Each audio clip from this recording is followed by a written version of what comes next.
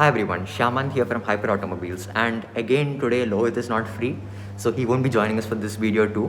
Whatever, so before we get on with the review, please don't forget to subscribe to this channel because we're doing this for a reason. We have loads of content coming and yeah, interesting ones too, so please do subscribe and let's get on with the review. What we have here today is a 2013 Renault Duster. So let's kick off this review by talking about the design. So yeah, talking about the design. So you have these huge headlights over here, and then yeah, all are halogens, no LEDs. The new ones get LEDs, and then you have the chrome grille over here. Like it's split into 4 halves. You see the horn over there. It's the radiator behind that, just behind that. And then yeah, that's about the grill. So you have this huge Renault logo over here, and by huge I mean it's really huge in person. Again, you got the halogen lights, and then you have a tiny fog lights over here, which are actually nice. They're hidden kind of thing, but they're placed very nicely. Again, one more thing I like about Renault is no fakery, no fake vents, anywhere. So that's very nice of Renault. I appreciate them for that. Coming to the side of the car. Coming to the side, you have these kind of bold, muscular wheel arches. You know, it looks more sturdy kind of thing. Then what tires do you get here? So here you get 16s as standard. So you can't upgrade them like any other city car. It's like only 16s. And then even these rims are pretty old-fashioned, I would say. Anyway, you have discs in the front and drums in the back. You can have the Renault logo over here, and then the indicators over here. It's not on the mirrors. The mirrors are pretty plain. Even the doors are pretty bulky, I would say, if you see from here. And honestly, if you see from outside, it's a pretty low car. Like it's not that high like the MG Hector or something like that. Then you have the huge roof rails over here, which run all across here. Awesome. When the door handles are not that, they're good, I would say. And then again, you have the bold muscular wheel arches. You have the side skirting over here in plastic. Yeah, in plastic. It runs all the way. So now coming over to the back of the car. This is the back of the car. So you have this huge rear windscreen over here. It's very huge. And then you have a rear wiper over here. And then you have the Renault logo over here. You have the RXL DCI, all which denotes the engine. And then over to the left, you have the Renault badging, all in chrome. And here you have the chrome bar, which says Duster very boldly. And you have the keyhole to unlock the boot. We'll get into that in a minute. You have the brake light over there. Even these tail lamps are halogen, complete halogen. If you saw the new Dusters video, they are kind of LEDs. They have inlaid LEDs in them. If you didn't see that, it's in the description. The link is in the description.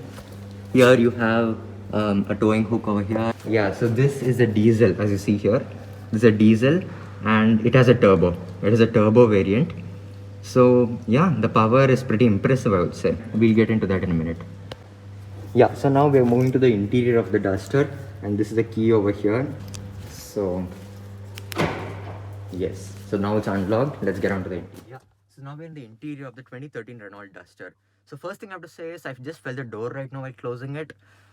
It felt pretty light. Not as it was compared to the EcoSport. This was better, I feel, because the EcoSport had kind of heavy doors. But still, let's talk about the interior by starting at the top. So the top of the Duster. So this doesn't get a sunroof. Yeah, it's fully felt lining. Here you have a vanity mirror, and then you can take this out. It can act as a visor. Nice. We'll put it back. You have individual lights over here. And you have this over here. Even this can act as a visor for you. You put this over here, and then this thing doesn't have a mirror. Nice. So this is a huge rear view mirror, and this was the sensor I was talking about, the beeping sensor, and this is a camera. This is aftermarket over here. So let's talk about the comfort. The comfort is actually pretty good. You have kind of adequate headroom, if you can see, and then even bolstering is not that much. Anyway, it's not a race car, so leave it. Under thigh support is good. And then legroom is pretty nice. You can reach everything. And then yeah, coming to the steering wheel. So steering wheel, again, it doesn't have any steering mounted controls, just like the new one. It doesn't have any steering mounted controls. It's a complete plain old-fashioned steering wheel, but you have the chrome treatment over here around the Renault logo. Very nice. You have bulky steering wheel. Nice. Then coming to the speedometers, yeah, they go till 7,000, that's right. But because it's a diesel engine, it doesn't rev that freely. So it might go only till 3,000. Yeah, coming to you have a small digital display over here which shows your how many kilometers you have done, what's the time, and then yeah, it shows different information. And I'm doing this, you have a Viper stock over here on the right, yeah, which is pretty uncommon. And then you have button over here, so when you press this, you can see the different, yeah, you can see the different things you've done with the car. And then here you have the volume up and down, so you can change the volume like paddles. Yeah, that's fun to do.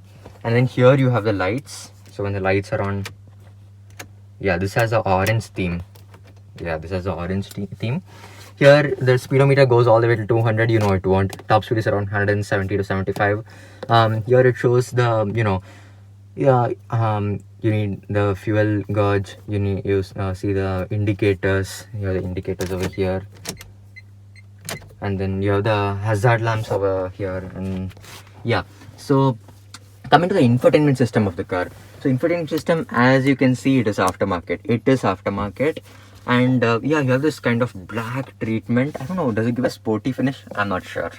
You have the kind of hazard light over here, and then you have the lock button you have to open the doors, and there's a rear defogger over here. Then I love toggles as usual. I love these toggles as they're so easy to use, and for climate control and all those things. Yeah, so this is the infotainment system of the car. And then yeah, immediately let's get on with it. So yeah, it's actually, because it's aftermarket, it's so easy to use. And then yeah, I love it because it's aftermarket, very nice. And then yeah, that's about the infotainment system. Into this practicality of the car. So you have two cup holders over here, 1 and 2 over here. And then okay, so interesting fact, this is the first turbocharged car we are reviewing. And second interesting fact, this is the first 6-speed manual we are reviewing. So that's pretty interesting, in general knowledge. So as this is 6 speeds, whatever. So and here you have some sockets, maybe to charge your phone or something like that. That's nice. Here you have a small place to keep your sanitizers or something like that. And then what do we have here? We have a glove box over here. Yeah, and honestly the glove box is huge. And by huge, I mean look at the depth. It goes in very nicely, very nice. Even the doors feel pretty premium. You have this fabric kind of thing, and then you have the sturdy door handles just like any other Duster, very grabby and all those. It helps it a lot. Even door handles are same design just like the new one. All the power windows. You have the speakers over here. Door bins are also pretty decently sized. I feel the new ones door bins are like little more better. Coming to the center console, you have the handbrake over here. Below this you have a little bit of storage space. Then here you have one huge cup holder, so just like any other Duster, nice. And then yeah, that's about the front. Let's get on to the back seats. Yeah, so one thing I didn't like about the Duster was you have this kind of a lot of space. So while getting in, you have this like sudden depth over here. So while getting in, you may trip. So yeah, that's pretty annoying, I would say, that gap over there. Whatever, now we're in the back seat of the Duster. So of comfort, so you have headroom, which is good, adequate. And then knee room is also very nice. It's very nice. Legroom, the thing is you can't stretch out too much because you have that lever which controls the seat position of the front seat. So that's one thing, but it's fine. It's comfortable to sit like this. You can't spread it out too much, that's the only thing. But yeah, except that, comfort is fine. Even you can squeeze a third person over here. It has kind of little more depth than the new one, I feel, because yeah, you can squeeze a third guy over here. But again, you see, under thigh support is not that good. You see, headroom's actually pretty nice. Here headroom is very nice, as usual. It's the middle seat. Then even the headrest is not adjustable, as you see over here. Also only these 4 seats get it as adjustables. This is fixed. And when you open this, just like any other duster, you get 2 cup holders. You get a nice armrest over here, cushiony armrest, very nice. And yeah, that's about the armrest. We'll put that back. Yeah. And then you have these grab handles over here, very useful for off-roading things and all. You have 2 reading lights, just like the other duster, very nice, very useful. And then you have some storage space over here. Again, very tight pockets. I don't know why Renault Dusters with the dusters only, I think, I'm not sure. Even the new one had so tight pockets, so push to the seat. I don't know why it's like that. You don't have any door bins, so it's only the speaker and the design cutouts kind of thing. And then here, now this is a parcel tray of the car, and this is huge. This has one huge boot, I'm telling you all. One huge boot. We'll get into that in a minute. So you unlock the car and lock the car like this. Yeah, it's pretty old, but again, 2013 and Renault. Yeah, it takes time for each company to develop. Whatever. So yeah, that's about the back. Let's get onto the boot. Yeah, so I just inserted the key and the boot just comes out like that. Very nice. It has struts. Nice. And then it takes a part of the parcel tray with it because of these wire kind of things over here. So as I said, parcel tray is huge. Honestly, the boot is huge. Look at the boot. I don't know if you can look at it. Lighting, I'm sorry, but look at the boot. One huge, okay, that's aftermarket, don't mind that, but one huge boot. So what you get here is 475 liters of boot space. So the new one, if you saw, it had 480. So I think I'd upgraded 5 liters with it. Whatever, but 475 is still an awesome number. Dusters in common, they're very practical. They're awesome in practicality and even off-roading. Here you can take this out. So again, just like the new Duster, you have the space optimization, you have the stepney and all those, how to change the tires, all those tools over there.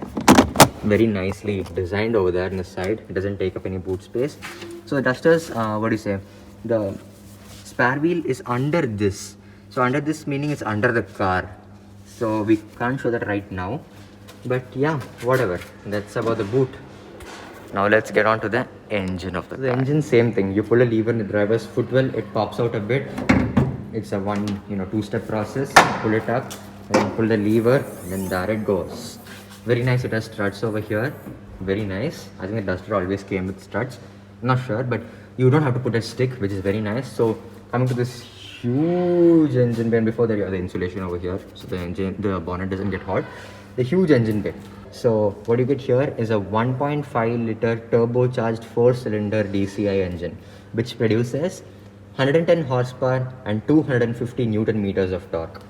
And yeah, you must have seen that. So this is a diesel turbo. The last week's video, we did the new Duster. That thing had only 106 horsepower because it was a petrol and didn't have the turbo. Anyway, that didn't need the turbo, but still, if you're wondering what was the power difference. So this needed the turbo because diesels need turbo for the RPM. Yeah, that's about the engine. Yeah, so coming to the final stage of the video. What is our final verdict on the 2013 Renault Duster? What do we think of the Renault Duster 2013? So I would say the new one's better. It's obvious. That one feels a little more premium, but this is still a great SUV for off-roading. So if you want to go like only raw off-roading, get a second-hand this one. That will save you money or something. Second-hand or third-hand this one. And it gives you the power you need. It has a turbo in it and it's a diesel. So if you, yeah, it's good, I would say, really. If you really want the, more design aesthetics and all those of the new one, you have to go the new one, because the new one is definitely more sportier and all those, because you have the sporty red and black stitching out here and there. You have the, better grille, you have black one-piece grille over there, whatever. So we think it's a great car. But one thing, it's practical. Dusters are very practical with that huge boot space. Oh, you can fit anything over there, and it's a very sturdy car, I would say. Thanks for watching. Tune in next Friday. So I'm going to hint you what the next video is going to be about. Not too much hinting because I have a blabbermouth. It's going to be a full-on SUV.